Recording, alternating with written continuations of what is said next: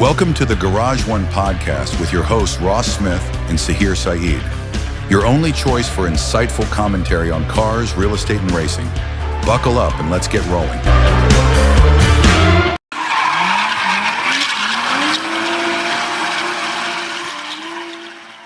Hey, gearheads and race fans, welcome back to the Garage One podcast. Welcome back. He forgot to press the button. I forgot to press the button again. Welcome back. Technology, that's it's apparently Achilles' heel. At least it didn't go fast. And the audio there, the video switching wasn't working on the last one, so I had anyway, we will get this down. I promise. I swear, we just went through the whole intro, so we're gonna do it again. Yay!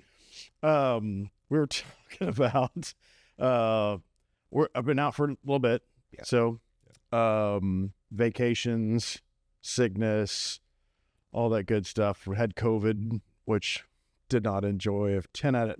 0 out of 10 recommend on that. That's if you can avoid it came right after your trip too. It did. Like gone for a trip and they come back and it's like, oh, I think it's the recycled air. The airplane. Yeah.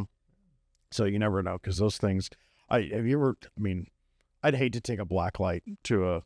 Oh yeah, I don't want to do that. I don't even want to know. Certain things in life you just don't want to know. Yeah. Yeah. It's like I'd rather is bliss. Use some hand sanitizer and go about my business. Yeah. Just ignore it. But no, it's true though. It's you're on the tube and all this air. There's a lot going on, and I've had a lot of friends every time they come back from a vacation. Yeah. Like, and that's 2-3 days exactly later. what happened to me. So we were gone for like a week and a half to Virginia, which was a great time. We got a new member of the family, so we had to go see the new baby. That was a lot of fun. Great family time. I had a blast. But It's getting eat. I mean, when you're in a hollow metal tube with 150 of your closest friends, Yeah. How was the weather over there? The weather was much nicer than it was here. I mean, you're talking maybe 78 in the evening, and then it got maybe 86, ish. You know what I need you to do is, because this guy travels a lot, when you leave, make sure you go to a car show or something.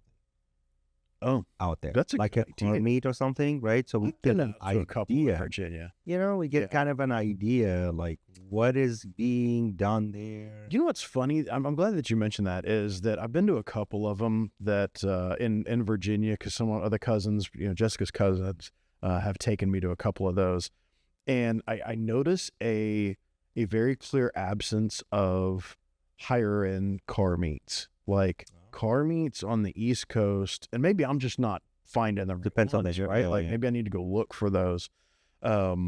Is most of them are classic cars. Mm-hmm. There's some sports cars thrown in there, but it's mostly that's the classic car. Funny you mentioned that thing. There was a video that popped up, and I think it was Buffalo, New York, and it was a car meet. It looked very organized, and I mean from the video and stuff that I saw, you can probably say those 1,000 cars. Wow. I mean, that's impressive. Yeah. I don't know what kind of parking lot they picked and how they did it, but there was about 1,000 cars there. Goodness gracious. So, there's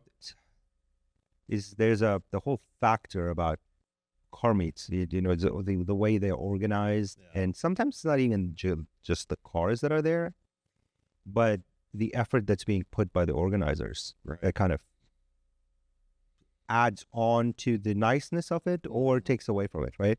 Right. One simple thing is, and we take pride in that, but, I feel like a lot do as well, is when you're telling people where to park, actually guide them to the spot. Help them park it. Right.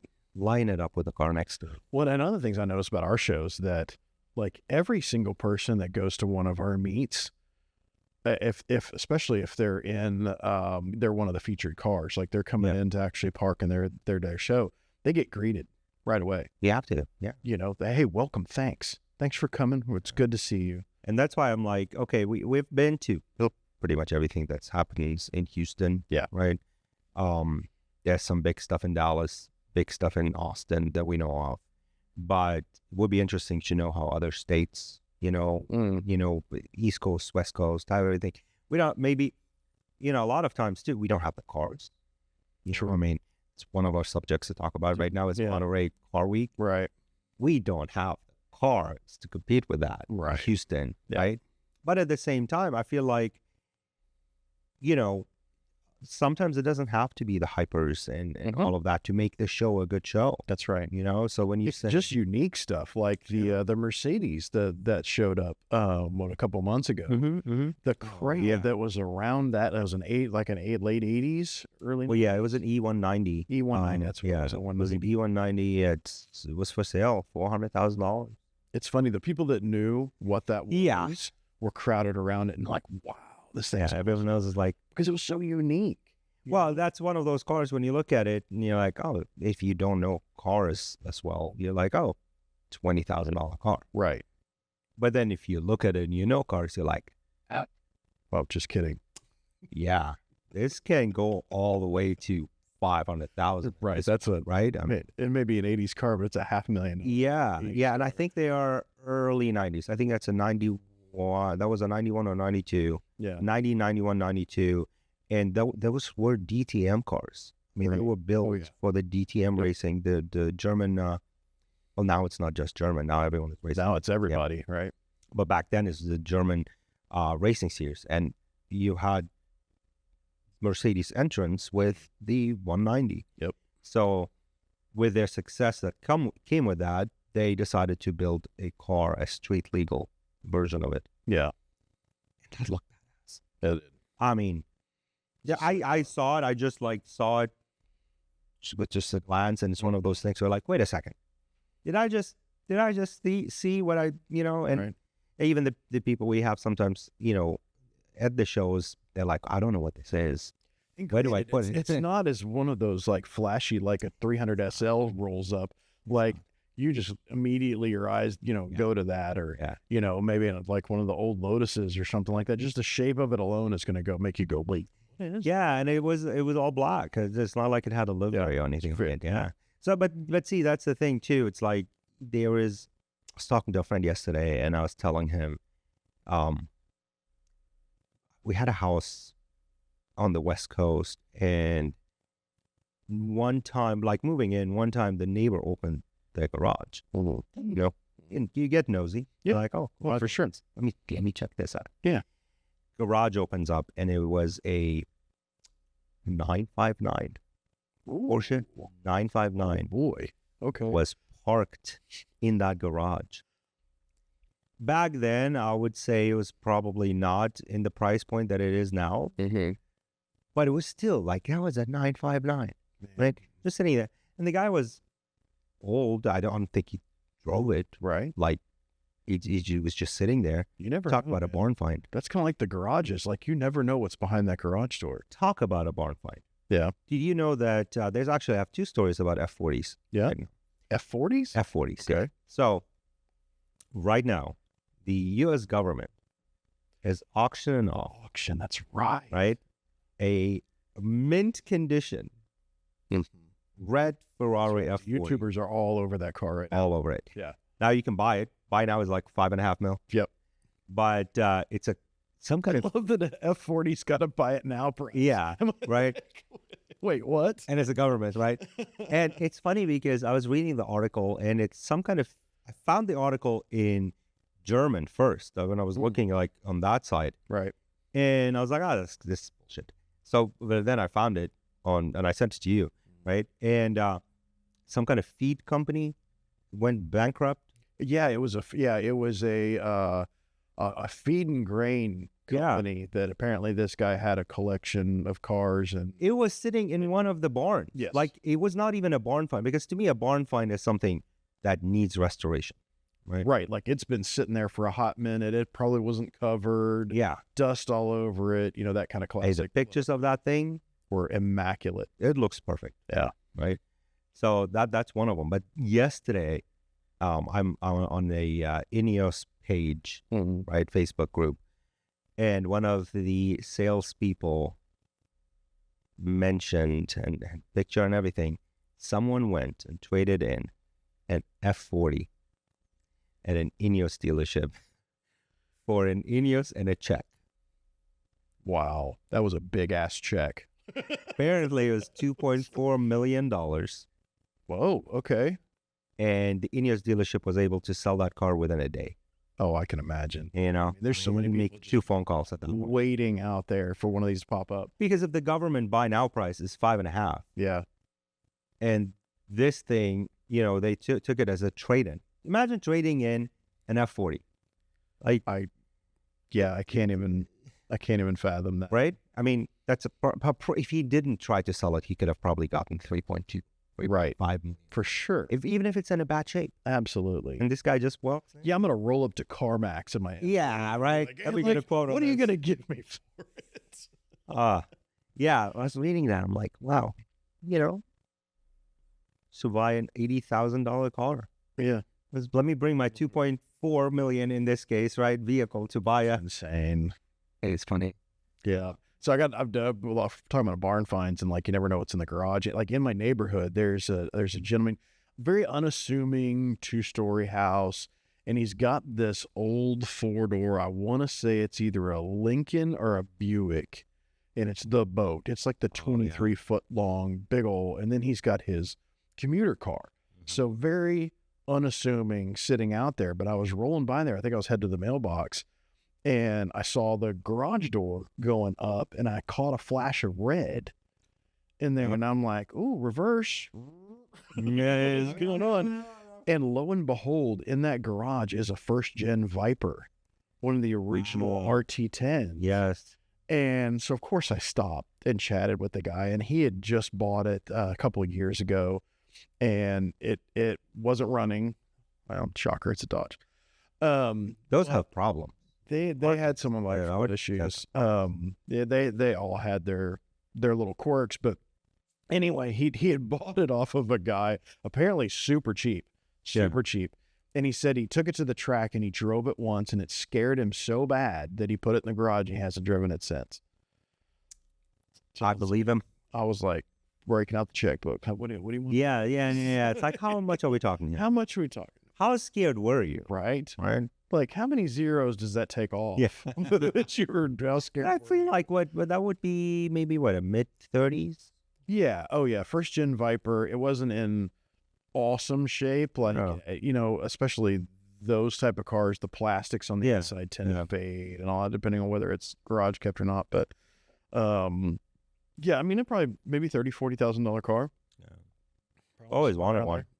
Because it's like V10, 8.4, you know what I mean? Even the newer-ish one, not the latest model, but once the Gen 2 Vipers, yeah. 3, right? 8.4 liter. When I had my powder coating company, there was a guy that had 2 of them, and he brought in the whole top end to get powder coated. Yeah. Like all that stuff. And they're very, very neat cars, and I got to drive a couple of them, and I'll hand it to them. They're rowdy.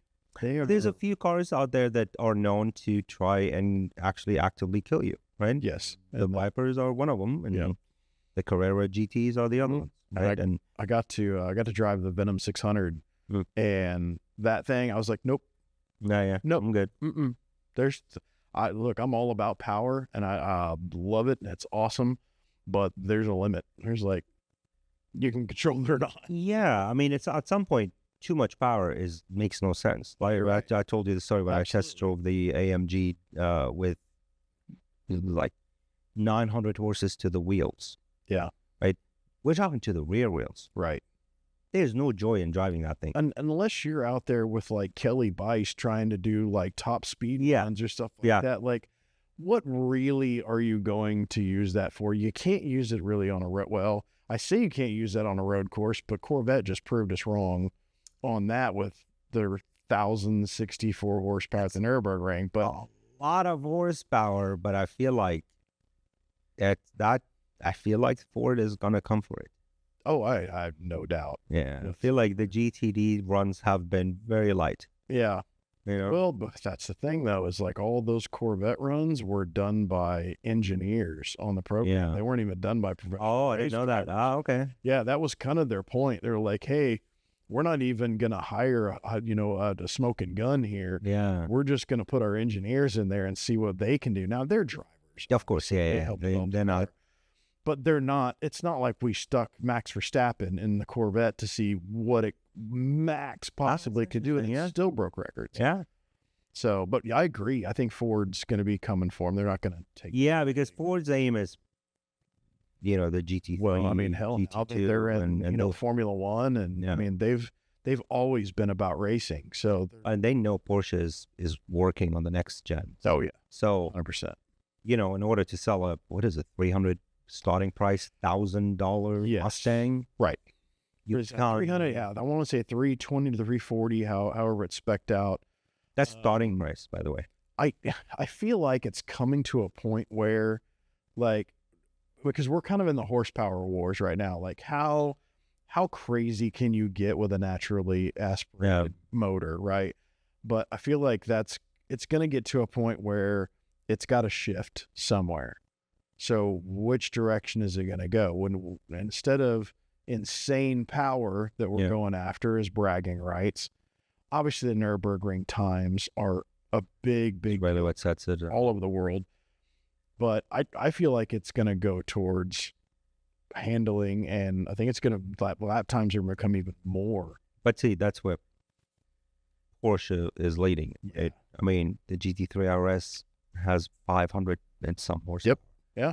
They're not trying. Oh yeah. They could put way more horsepower in there if they wanted to. But it's still it's still competing on these times because it's set up. And I feel like the GTD is really copying a lot of that. Yeah. Trying to work it in. The suspension on that is insane. Yeah.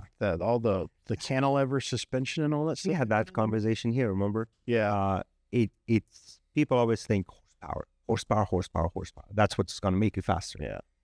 But it's not, right? Aerodynamics. You've got setup. Horsepower, suspension. Right. That's really all it is. You're right. There's so much more to the car than just the horsepower. Yeah.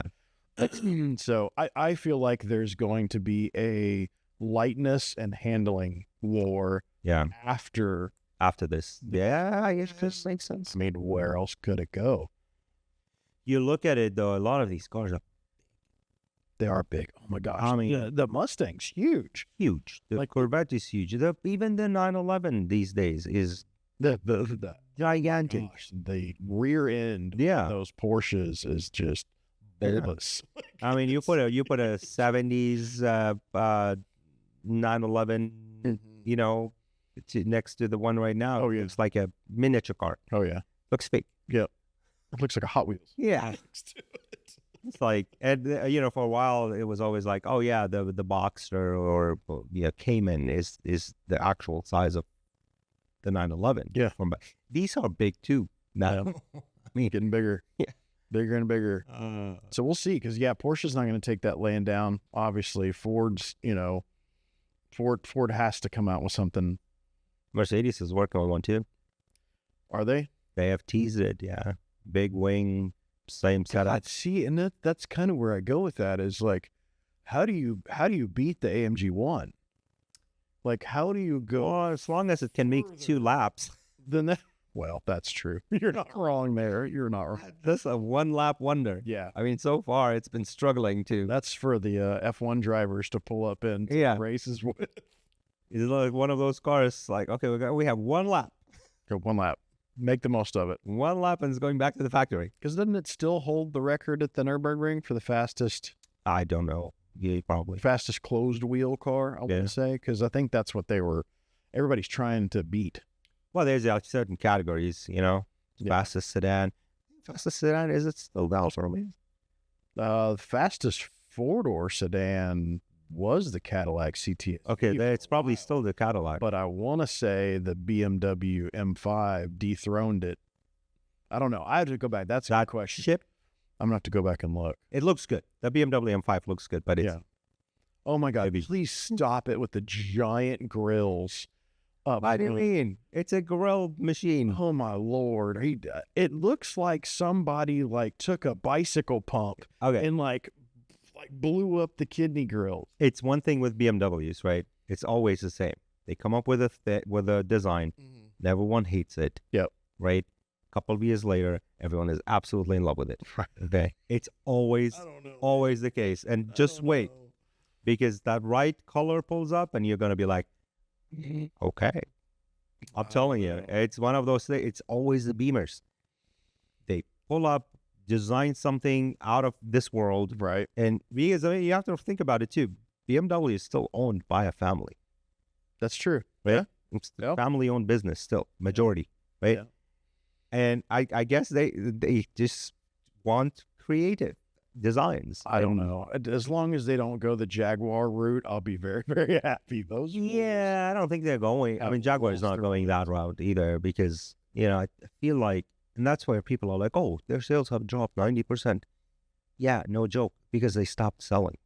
Yeah, they did literally. They just selling cars. stopped making Yeah. cars. So, of course, their sales are going to, Yeah, it's they're not going to because, do this big, massive transition. And yeah, I don't know who made that decision, right? Like, hey, let's stop production yeah. completely so that we can completely rebrand ourselves. I feel like there was major issues in the back end because, I mean, it's Talking about like on the manufacturing end, like the factory side. yeah, on the factory side that they needed to work on because I think they still share with Land Rover, Range Rover, I think so. and they might be needing the space to build more of those. And the sales have already dropped here. Could be. Trying to continue building the F-Pace or whatever it is when sales aren't there, Right. when you can utilize that and build more Defenders. Yep. When that thing's going to sell. Right? Yep. Maybe they're balancing it out until they retool the factory. They did this whole reveal of the design language, which I don't think that design was meant. I think it was taken the wrong way. Right? I think it was like, we can go creative, right? We're not going to build this. It's not going to happen. It's like the old concept cars. Yeah. Yeah. Back in the like the 90s, 2000s, back when you had concept cars. And like, see, if you look at what's possible. right? Right. And back then, it was the concept cars were at auto shows. Mm-hmm. Okay. Now you have access to all this media. Right. Oh, slap it on TikTok, right? Yeah. That's right. As a concept. Yeah. Because it wasn't like, oh, this is the car we're going to build. This is the XT3, and we're going to build this, and it's going to be for sale in July, right? Right. It was just like, hey, we're working on a rebrand, Yeah.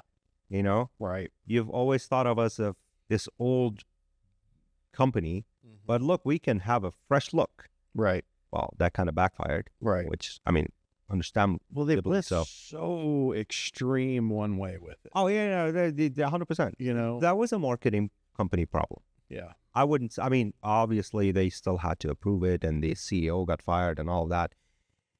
Jaguar, right? Yeah. So someone approved it. But I feel like a lot of companies fall to the marketing company that's trying to help them because they don't understand. I mean, they don't understand cars. That sounds familiar. Wow, yeah. They don't know cars. You know what? I'd love to hear, and which I haven't seen, and I'm shocked that I guess he's, he's focusing on his Clarkson's farm stuff, but I would kill to hear Jeremy Clarkson's take on what happened with Jaguar, because, I mean, I'm sure James May has covered it. that's kind of the British company. Lotus has, always been kind of in the background, but Jaguar's been the big British sports car brand, right? Yeah. So, I don't know. I personally, I mean, I've owned a couple. I like them. Yeah.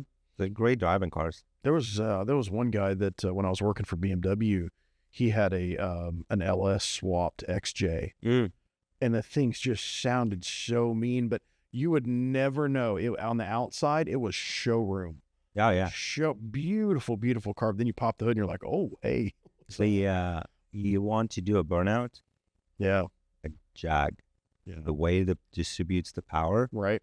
Burnouts are this. Yeah. And then actually get an S-Type a long time ago. So when the S-Type came, that was like groundbreaking. Right. And they got a lot of heat for that one too back then. Yeah. A lot of heat for the S-Type, but it ended up selling really well. It did. But the problem was, wasn't it based off of a Ford Taurus? Rodeo. Yeah. Oh, it was a Mondeo. That's right. I think, yeah. Yeah. Because Taurus was the, yeah, and then they have the X-Type, which is like a baby thing. It was, again, Yeah. But I remember reading, yes, I used to read the manual for no reason. there was no internet, okay? I mean, maybe there was, but You're kind of dating yourself there, brother. I know. So I opened up the manual, and one of the pages, it was explaining the J-turn. Really? Yes. No kidding. Was explaining Well, how to do it's- the J-turn with the Jag S-Type. And this is a factory manual. Let's be honest. Like back in the day, the factory manual used to tell you how to adjust the points and like how to do a tune-up and all that. other Yeah, stuff. yeah, Now it tells you not to drink the battery acid. yeah. Seriously. You know, it's Here's that's it's how- on an app. that's how far we've fallen now. Here's a PDF with everything you need. But now, yeah, it Hey, don't explains. leave your car in neutral on a hill. Is Are you serious? Do you need to tell me this? and the shift, the automatic shifter, right? Yeah. It was shaped like a J. Yep. Right. Right. And it was explaining how to, okay, you put it in reverse. I think yeah, it was like you put it in R, you floor it back, and then you whip the wheel and you switch it back to drive. And I was like, I want to try this, but I'm barely got my license enough. It is a lot of fun. Yeah. Especially in a manual car. And you can imagine that it would work well with that car because, again, light steering, right? Very powerful Yeah. rear wheel. Now I have seen somebody break a drive shaft trying to do that. Oh, I mean, because he put it in reverse and gunned the crap out of it. But when he spun the wheel and he dropped it into first, oh, yeah. trying to do a J turn so much- instead of going from reverse to second, and it just snapped. Yeah. It destroyed the The yoke. power, you can't just, I mean, at that point, you're trying to stop the car. Right. Yeah. Wow, that was a segue. Like, We went way off. what do we have on there? Oh, I don't know what we're supposed to talk about. Probably Formula One. Oh, yes, Formula One. What's been going on with that? And by the way, I just got my my hotel reservations and tickets for Vegas. He's going to be gone again. So yeah, that's gonna be fun again. Vegas got extended to 2027. Just recently, building just announced something? that today. Not that I'm aware of. Man, I'm excited to see they have turned that entire pit building Mhm. into a like museum and shop, and there's Oh, now that's great. there's karting there as well. Not during, Yeah. you know, obviously not during the Right. race, but Apparently, they opened up an F1 store in Austin, too. did they really? Yeah. They just opened one up a couple of weeks ago. Yeah. Where's our Houston one? We need to We don't get nothing. like, hey man, come We're on. just like, anyways, What the hell? Anyway, yeah, there was what we did cover 2 of the races, right? we did. So we're missing. Yeah, we missed Spa. Spa was interesting. Yep.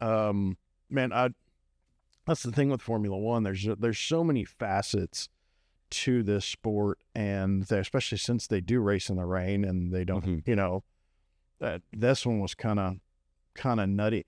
I swear I don't understand the FIA sometimes, because one day it'll be pouring down rain, and I understand that it has to do with visibility, but then at Spa they're like, oh, we're gonna hold off for like an hour and a Yeah. half, you know. And when the drivers, especially Verstappen, was very vocal about, dude, let's just race. Come on, you're taking this away from us. Well, what do they say? You want to, if you think you're useless, never as useless as the wet tires in F1, the rain tires.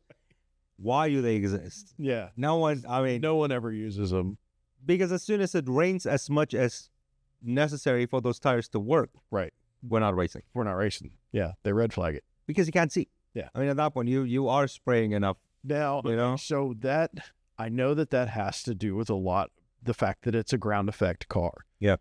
The ground effect cars put up massive rooster Yes, tests they do. just from the sheer volume of air coming underneath of that car. So I get that. And I want the drivers to be safe, right? Mm. I want them to race, but I also want them to be safe Absolutely. as well. There was some footage, I want to say, okay, what driver was it? They were showing his in car, Oh, Antonelli. and was it Antonelli? And literally he was from here to another car in that parking lot right there. Yeah. And it was a gray sheet. Yeah. Like you couldn't, the You zero. can't even see the lights, like the Couldn't even see the flickering. brake I light, mean, that's right. there's nothing. You can see nothing, and then the car just shows up out of nowhere. Yeah. It's true. I mean, and you know, respect to some of the drivers that just don't care. Right. There's like, you know, death wish. That players, they're ready to roll. We're just gonna do this. Yep. Spa was the one with Hamilton going 17-7, I think. Yes. Which, I mean, ultimately doesn't sound impressive. Let's be honest. I think it was number-wise does not. So he had to work his way through what, 5 rookies and Stroll. And so when and Stroll, 5 rookies and Stroll. Yeah. So when I watched the recap, just to refresh my memory, his passes were impressive, right? He's a great driver. He is a great driver, right? Especially in the rain. Right. So his passes were impressive. Did it deserve the whole thing, being, wow, he did this? I don't think so. But it was good passes. I feel like, especially even in Hungary, his post-race interview was not encouraging. Like, he's losing a lot of confidence in himself, which is welcome to Ferrari. Kind of crazy for him because he is Mr. Confidence. Yeah. And I feel like they're trying to find ways to encourage him, even when there's not a whole lot to really talk about. I mean, talking about Hungary, Leclerc's comment that had to be extended on the screen when he was yelling at them. He was literally, and bravo for the drivers, because I swear the last 3 races, it's like they all got together and said, look, we're tired of this shit. Yeah. We want input into how our races run. We're tired of being dictated to, so just everybody go nuts. Well, I mean, again, they are the ones sitting in the car. Right. They're the ones sitting in the car. They're the ones getting all the feedback. Right. I know you're back there and you've got telemetry data out the wazoo, but I'm telling you what's happening in my car right now. And see, that was a risk. Obviously, McLaren is, ruling the field right now. Yeah. Which is good. I mean, hey, good for them. Yep. 200th win. Think so. This past one. Right. And then a 1-2, I think 200th 1-2, something like that. Yeah, it was. But you have to think about the communication between them and Norris. Mm-hmm. That whole race was won because of that communication. Right. That was. I mean, I repeated that multiple times rewatching it. It was open conversation between the two. Hey, we think that's open conversation. Yeah, exactly. Hey, this is what I'm feeling. There's the human factor there. There's the driver factor. Yeah. Hey, this is what I'm feeling. This is what I need. Can you give it to me? Yeah. And it was like, hey, we think he can do it on a one-stop. How do you feel? Right. It was like, well, let's do it. Because he's in the car. He's in the car. He's feeling it. He's like, and I mean, I was watching it. I was watching the numbers. I mean, I was watching him drop when he was extending the first stint to lap 32, right? Yep. And you could see him losing about a second a lap. Mm-hmm. It was dramatic. Yeah. But it worked out. Yeah. And, it worked out so well that at the end of the day, if Piastri had one more lap, maybe 2, would have been done. Right. It just worked. And then the lockup for Piastri, that all just added on to it. But that's where it's like that communication, that open communication. Yeah. Because again, these sits, and some of the drivers have a lot of ego because they think they know what they're talking about. That's right. And again, those guys have the data. They can see where they are lacking.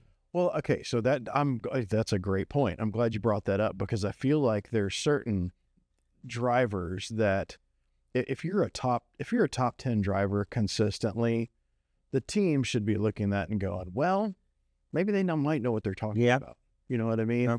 Yeah. If Antonelli's, telling you, hey, I think we should do this tire strategy, probably take that with a grain of salt because he just doesn't have I mean, don't get me wrong, he's a great driver and I'm really impressed with what he's done this season, but he has not F1 experience. Yeah. And that's the thing. A lot of times like, oh, this guy won F2. Great. I mean, that's a huge accomplishment. I'm not, downplaying it. How many Stroll won F2 too. Yes. How many F2 winners have we seen come and go? Right. I mean, De Vries struggled so much. Yeah. That guy has won everything else. Yeah. Has won everything else, right? Comes into F1.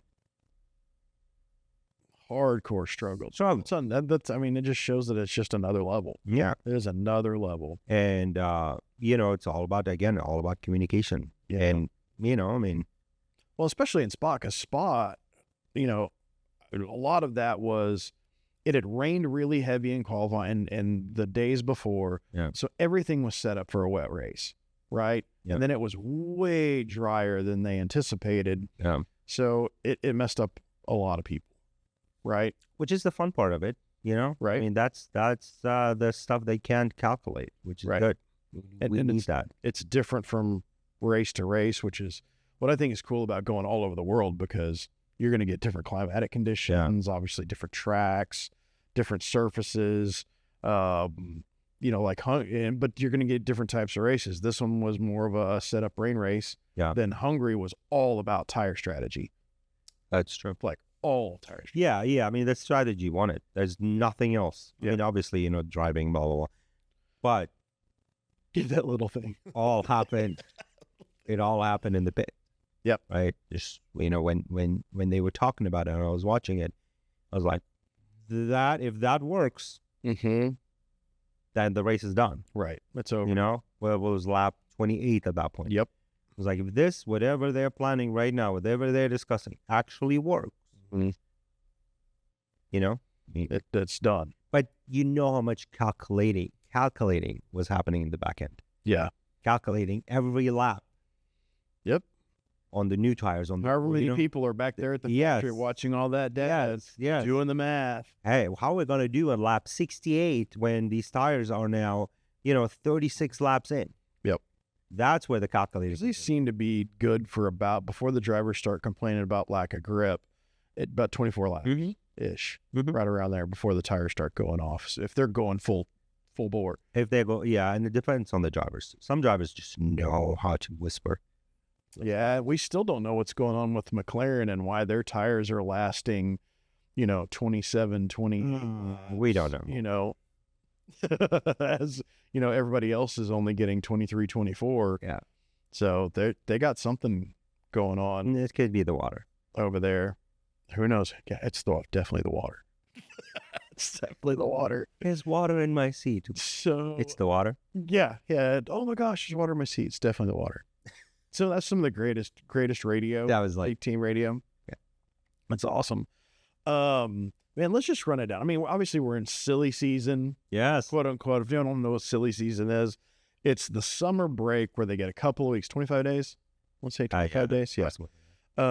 That nothing happens. Like literally the factory shut down. Yeah. They can't do Which is testing. interesting. Yeah. The factory shuts down for 2 weeks. 2 weeks. 14 days. Yep. Nothing can happen. No business can be conducted. So It's insane. it's a 25-day break. And this on purpose is when a lot of the contracts end, is halfway through the season.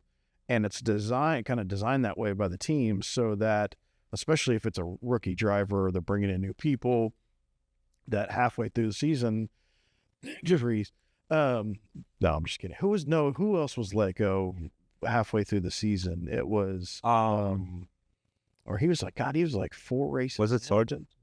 Sargent, yeah. Sargent was halfway through. Oh, Lawson. Yeah. So, but it's designed that way. So if they need to boot somebody, they can, but it also creates craziness with all kinds of, possible swaps back and forth. Yeah, we'll see. And now, okay. They have been spotted too much. I don't know. That's the thing and I've got it on good authority from people I can't mention that it's gonna happen.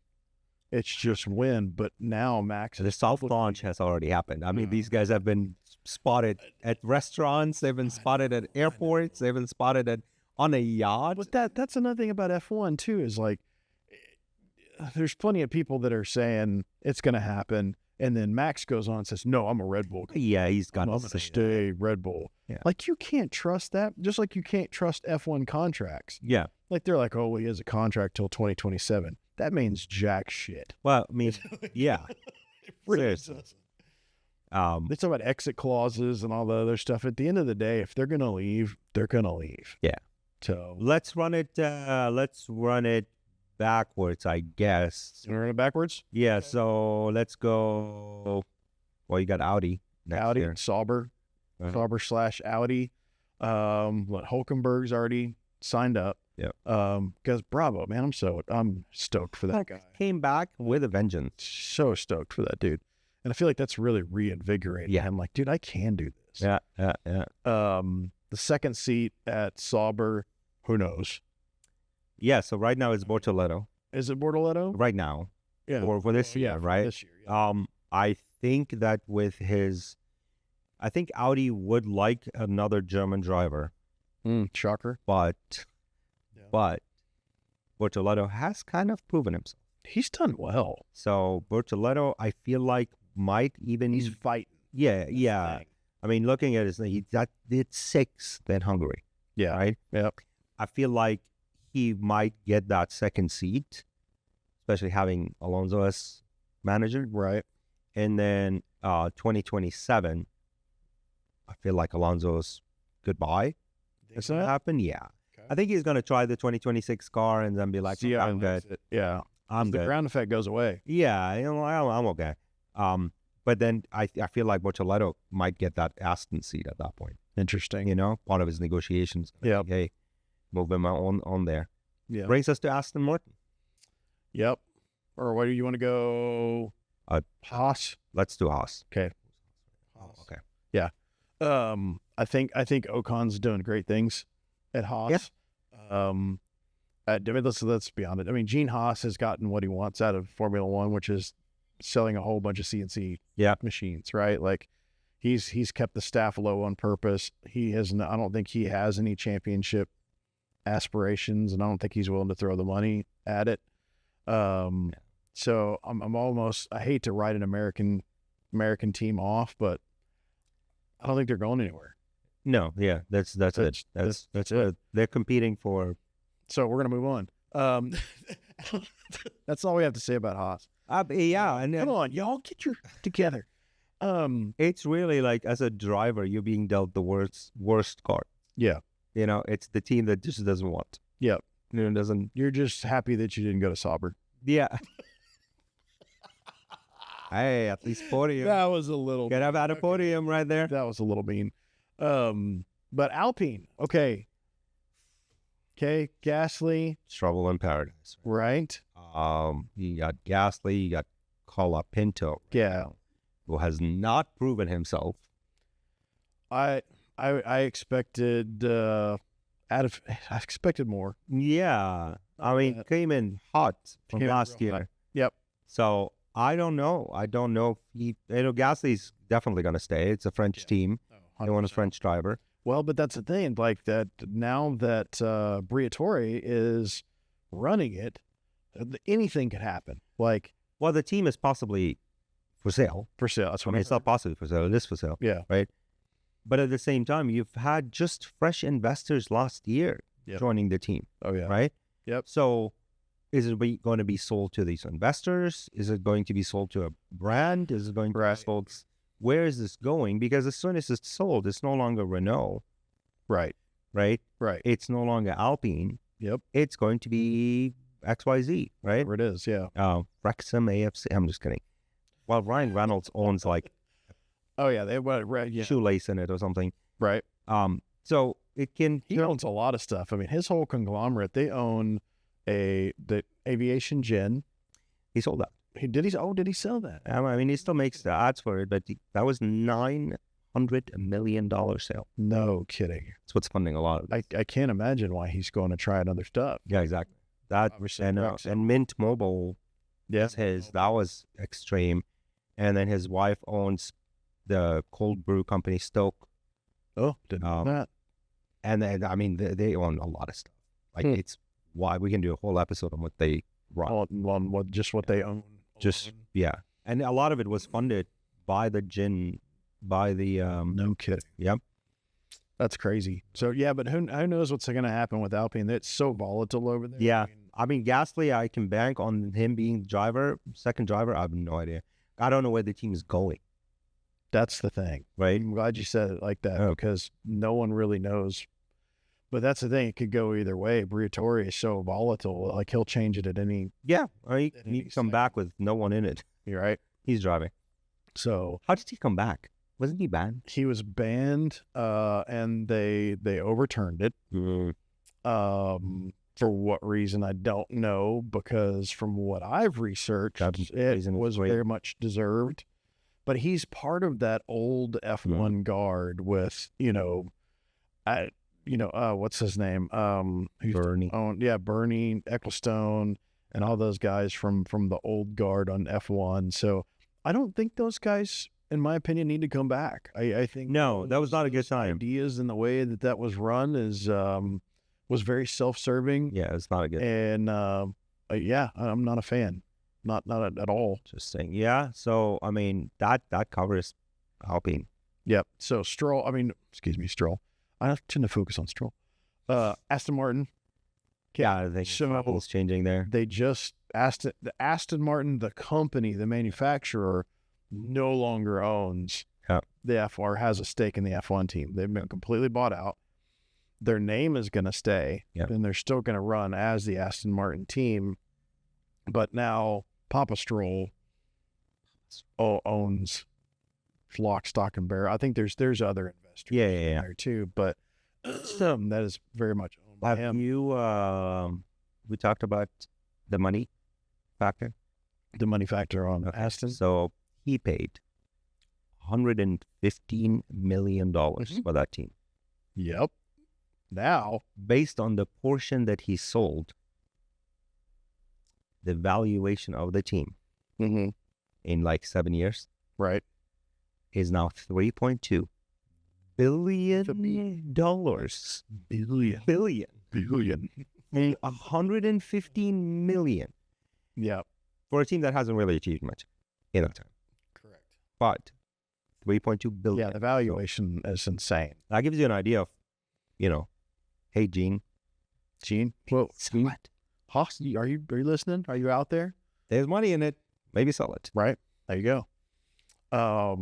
Who knows what's going to happen with them? I mean, I don't think anything is going to change because Alonso is going to stick around for another year. Stroll is going to stick around as long as Papa Stroll is funding it, which is going to be a long time. Unless they find something. He's going to else. have to quit, I think. Well, I think right now they're all banking on Newey. Yeah. If Newey can pull off a miracle, I mean, you might have a top 3 team next year. Possibly. So I don't think they will change drivers because let's face it, as much shit as we give to Stroll, Right.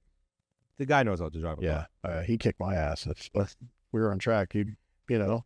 I mean, you give him a good car, he is going to be top 8. Make a random mistake at some couch point. coaching. Yeah, right. But he would be top 8 in a random top car, Sure. right? For sure. So We'll see. I mean, because one of Newey's biggest things is aerodynamics. Like that. That's where he really shines, is aerodynamics. And this is not going to be a ground effect car. And he has come out publicly against the new car, saying that the combination of the electrical unit, which apparently isn't going to give enough power. It's not. There's not enough battery, from what I understand. The engine and the chassis. He's just like, dude, what are you guys doing? I understand what you're trying to accomplish here, and I feel like they're heading in the right directions, making the car smaller, easier to, I guess, not easier to pass, but give it an advantage in like space and passing. Yeah, it's I think not really his forte. Like it is. I mean, he's built a lot of championship cars, but he's more of an aero guy. And so I feel like they might have a rough couple of races until he figures it out. Right. Which I mean, hey, they were 5th and 7th in Hungary, surprisingly, somehow random. Yeah. Williams. Oh, I forgot about Williams. Well, I mean, Albon's doing fantastic. I think he's going. Yeah, Albon is like Williams at this. Science is like, I don't know what happened to him. He was doing really, really well there for a little bit, and then all of a sudden dropped off. Now he's, not even scoring points. I'm starting to think that, and maybe I'm just realizing this, most drivers need at least a year. First year is a wash. Right. the whole concept of you join a team first year and killing it. Sure. I don't think that happens anymore. I think the regulations have so much room in them that the drivers need to have a lot of input into the vehicle For them to be able to drive it. for them to be able to drive it. So when they come into a new team, Yep. they don't. The first year is their testing, Right. right? And there is something to be said for the fact that, okay, Albon was running, 11th, 12th, Yeah.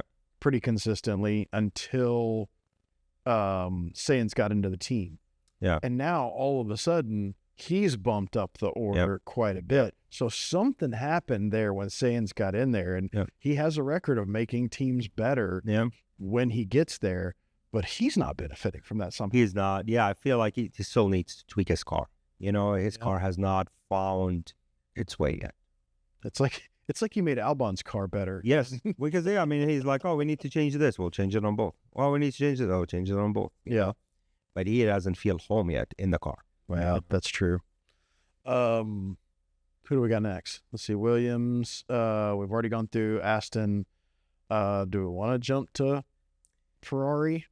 Let's do let's do Ferrari. I feel like that's an easy I one. got lots to say about Ferrari. I don't think anything is going to change. I don't know. I don't know if I agree with it. Really? Okay, so here's the thing, is that if you look back at Hamilton's championships, they were all done in a similar car. Yeah. None of those were ground effect cars. They were all very mechanical grips, smaller, very driver-centric cars. So especially like in Hungary, when he was really, really down on himself, and he's like, hey, you know what, obviously he said Leclerc's on pole, maybe you need to change the driver. And that just, dude, I'm not even a Hamilton fan, and that broke my That was like, come on, man, you're going to be okay. Because I think he really was looking forward to this next car. And I think there's a possibility that he could really shine in this next car. But that's why I think, I don't think the drivers aren't going to change. Yeah. Oh, yeah. I think Ferrari itself will just need to put the shit together when it comes to strategy. How do you mess up strategy over and over and over? And I know I've said this before on the podcast, but being in the Ferrari garage and seeing how they function is a real eye-opener. And how they even talk to each other. Like, and I know Italians. That's what I'm thinking. Yeah. Pretty barky at each other to begin with. It's just kind of how, their culture, I guess. But it's kind of toxic. Like you're kind of going, God, guys, can we lighten up? Take it easy. You are a team, very high functioning team. So anyway, you just get that feel of like, these guys are like at each other's throats. So strategy wise, they've been terrible. Absolutely trash. But just absolute trash. Just don't know what this decision making is. Just random. Okay. Actually, it's not the car. No. Because the car is doing okay. It's doing great things with the car. Let's do Cadillac, because I don't think it's gonna impact the other three. Do we miss anyone? No. I don't think so. Okay, so Cadillac, I think it's a clear-ish on one side. There, you know what? The operating principal said, he was like, I want to have basically a functional showing. Yeah. I want to be able to function as a team and as a Formula One team. And basically, he just doesn't want to get laughed out of the pits. He has no high. No, you shouldn't. Expectations, which I think is very mature of him. But the driver lineup, there's a lot of talk about Bottas. Yes. Going over there. A lot of talk about Checo. Yeah. Those seem to be the two. They did approach Daniel Ricciardo. Daniel Ricciardo's so far. He's done. He's got his clothing company. I think he's got a wine company he's doing. And he's running all over the place, just having fun. Good for him. Good for him. He deserves that. That's my happiness right there. The way some of those teams treated him. I do think Checo and Bottas would probably be a great first-year duo. Yeah. because they are both experienced. You know, Bottas will really dig into how to set up the vehicle and all Right. this. Yep. Checo can be, consistent. I think I'm with you. I think Checo, for Cadillac, Checo would be a really great addition just for the simple fact that he spent so much time with Red Bull. Yes. You Yeah. know? Plus, I mean, he brings his money with him. I mean, he brings yeah. 30 million, $40 million my gosh, worth of money. insane. Which have like Kit Kat and like he brought Well, he has Telcel. Telcel, that's right. Yeah, Okay. Telcel with Carlos Slim. Yeah. That's his airplane that he flies around all over the world. Yeah. So he brings the money. He also was going to bring the sales. You have 3 races in the U.S. You have 1 race in Mexico. You have a brand new team. Right. Easy money right there. I mean, I've had friends when I went to Austin and they were arriving like the next day. And he texted me. He's like, hey, can you go get 5 Checo hats? Like the Austin specials, just in case they run out. Oh. Right?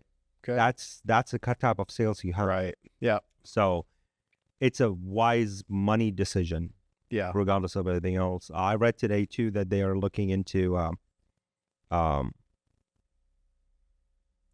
the team principal. What's his name? He's gone, so we already forgot his name.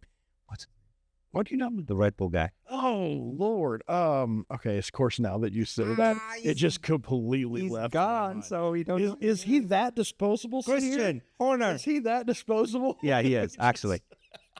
Horner is apparently in talks. Horny Horner. Horner. I just say that. Oh, so man. He's apparently in talks with Cadillac, or Cadillac's in talks with him. I don't think he'll come back. They have a team principal already, right? I don't know. There's whispers of him hooking up with Briatore too. That would be perfect. Oh, look at that. Look at that Buying duo. Alpine out. Like Look at that duo. they're all the old school. Look at that I duo. bet you Bernie's pushing for that. Bernie. Okay, let's do the real silly stuff. Yeah. Got Mercedes, you got McLaren, you got Red Bull. Red Bull. Here's my theory. Okay. Max goes to Mercedes. Now, okay. Do you think he goes next year, or do you think he goes 2027? No, he goes next year. I don't Okay. think he has. Max goes to Mercedes. So you think he finishes this year out with Red Bull? He's gone. Yep. I agree with you. Max goes to Mercedes, right?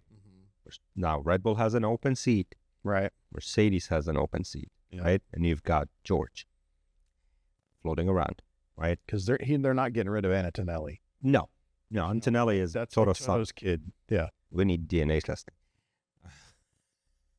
You heard it here first, folks. So then you've got Piastri and Norris. Yep. Red Bull needs a driver. Norris is not going to leave. Man. Piastri. Oh, what a conspiracy. I love it. Piastri wants to be the number 1 driver. Dude, McLaren has been very Lando Norris. Yeah. Even though, let's be honest, Piastri has outdriven him quite a few times. I think Piastri has a better mental game than Lando does. He does. Lando's a phenomenal driver, and I like him as a person. I really do. Yeah. But you can get in Lando's head. Yes. But as brand representation, Yeah, Lando does better for McLaren, true. right? That's right. So Piastri goes to Red Bull. Okay. George takes that 2nd seat in the McLaren Ooh. because he is consistent in scoring, but he's not going to compete with Lando. Great second driver. Yeah, perfect. I mean, Yep. that's the guy It's that's like Bottas was for Hamilton. right. Yep. He's the guy that is in 3rd or 4th, somewhere just chilling in the back with seconds behind Right. him, in front of him. Because you never know he's there. It Clean air. Yeah, you never hear about last him. 5 laps. Yeah. Oh, here comes George. Here comes George, wins the race. Wait, what? Yeah. So now we have Norris and George. We've got Piastri and X. I don't know if Yuki's going to be there. And then you've got Antonelli and Verstappen. So you just kind of did a whole circle. Interesting. So you think Piastri would go to Red Bull? 100%. He wants that. He wants to. He wants the number 1 driver. Yes. And what better Can than you being imagine in, the battles between him and Lando if that happens? right? Oh, that's going to be beautiful. Right? Okay. Now you've got, that whole circle right there. I don't know if Yuki's going to make it. There's plenty of other drivers that can get that seat unless he can somehow prove The it. one thing I'll say about Yuki, and I've never been a super Yuki fan, especially after the helmet throwing incident and like how I'm not big on people that do tantrums and stuff like that. I feel like you want to talk about some mental weakness. Like I really feel like that shows a lot. He's always had an attitude too. Yeah. Just in general. He's very volatile, like very, You can talk about he can get into his head. well, that's true. Yeah, that's a very good point. You can get into Lando's head, and Lando's just not going to do Red as well. mist. Yeah. Yeah. Lando's just not going to do as well. Yeah. You Yuki Talk will about- probably wreck your car. Exactly. He's going to cost you a bunch of I mean, somehow George does that too. Just the random George just appears out of nowhere and crashes into someone. Yeah. Doesn't really crash into them, just like Yeah, he was in front of me. He always like takes off a wing or something like that. It's just like It's the random. Well, he came out of nowhere. It's like you came out of nowhere. Where did you spend the last 40 laps? that's it. Yeah, That's my theory right there. interesting. Mm-hmm. All right, so we got Max and Antonelli at Mercedes. You Yeah. think Piastri and someone, probably not Yuki. I don't think it's Red going to be Bull. Yuki. Yeah, Ferrari's going to stay the same. They're not changing, they're not. right? And then McLaren's going to be Lando And George. and George. Two Brits. Okay, we need to all write that down. Okay, Yeah. that's our prediction. Yeah. Okay, as the Garage One It's going to show up right here. on prediction. this. So we'll see how I'm good. challenging him to do a Right, I'm gonna like have a a board on there. See who actually does it. Yeah, I like that. I think I'll go with that. I think that's some solid reasoning. We'll see what happens. If it works out, I think that's going to be a solid year ahead. I think I don't think Max will do as well in a non-ground effect car because it's all mechanical. He's not used to it. And I think that's going to throw him. I think Hamilton's going to eat that up. Yeah. I don't know if it'll affect Lando or not. Take it and do more wild prediction. Yeah. Sainz has a 1-year contract. Ooh. Sainz back to Red Bull Ooh. as a support driver for Piastri. Oh man. That would be. I don't want that for them. No, Because it's Red Bull. You But know it's- what I that would mean? be a good Because I lineup. like both of them. imagine that lineup though. That would be interesting. That's a solid lineup. Piastri and Sands at Red Bull. Mm-hmm. Yeah. Not far. I think they'd both look good in dark blue. And on that note, On that side, right? all right. Oh, I that's think great. I think it's going to be a solid win. Yeah, we'll see. Okay, All right. well, guys, we'll. What are your predictions? Tell us on social media. If you think we're crazy, obviously tell us. What do you think will be the next driver lineup for 2026? Do you feel like the car is going to be the massive major factor, which we feel like it's going to? And what's your fantasy driver lineup? Let us know. So I want to see that. let us know. Okay, we'll see you guys later. See ya. Thanks for watching.